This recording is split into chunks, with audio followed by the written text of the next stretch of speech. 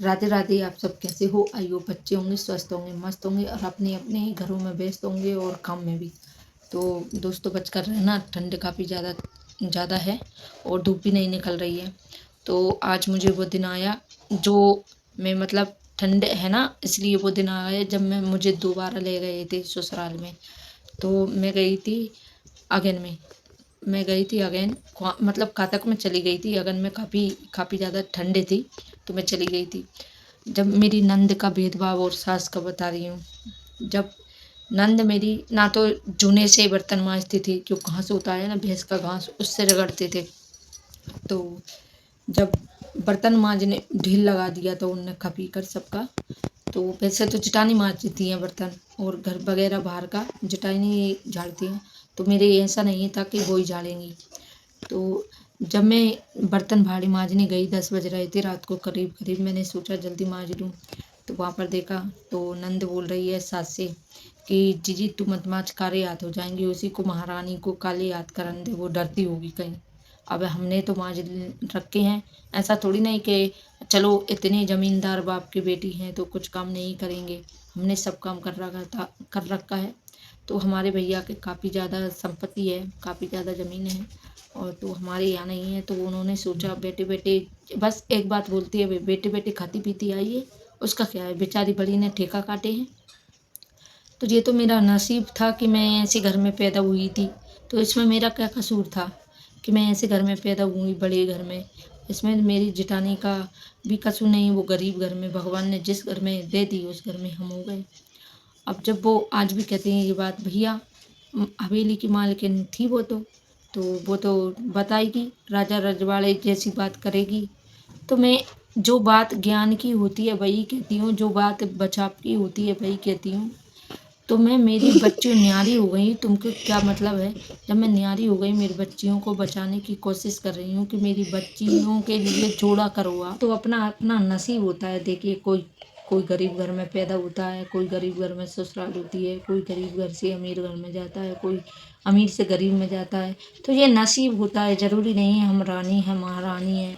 कोई गरीब अमीर घर की आ जाए तो उसके साथ बुरा बर्ताव करो। तो मैं बता देती हूँ, मेरी जो पति है ना, उनकी कदर ठेठ से ही उनने ही घटाई है। जब मैं गई थी ना, तो खेतों में काम करते थे, हारी मतलब जो हारी लगाते हैं, हरवा लगाते हैं उन जैसा।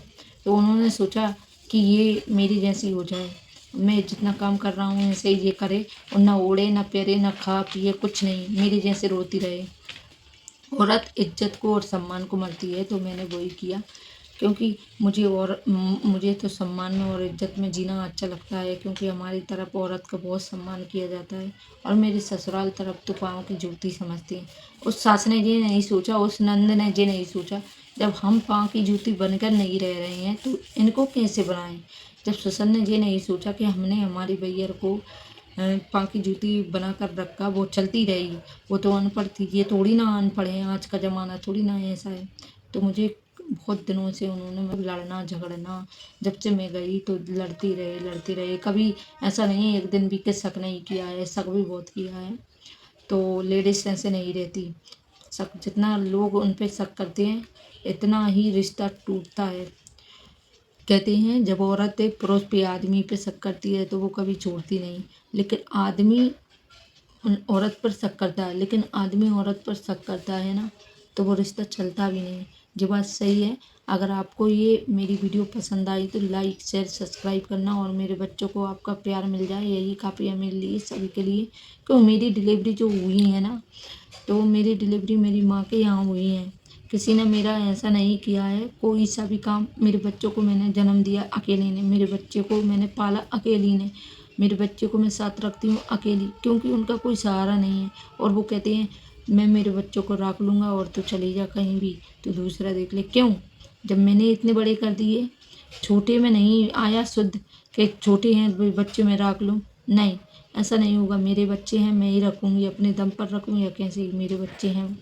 तो आपको ये वीडियो कैसी लगी कमेंट करना, शेयर करना, लाइक करना, सब्सक्राइब करना। और दोस्तों, आपसे भी निवेदन है, कैसे भी जी लेना, पेट भरकर जी लेना, लेकिन दूसरा पति कभी नहीं करना, ना दूसरा करना, ना पहला करना, और ना ही कोई गलत काम उठाना, ताकि कोई दूसरा उंगली ना उठाए आपसे। भला खुद की ज़िंदगी का त्याग कर दो, खुद की इच्छाओं का त्याग कर दो, लेकिन गलत काम कभी नहीं करना।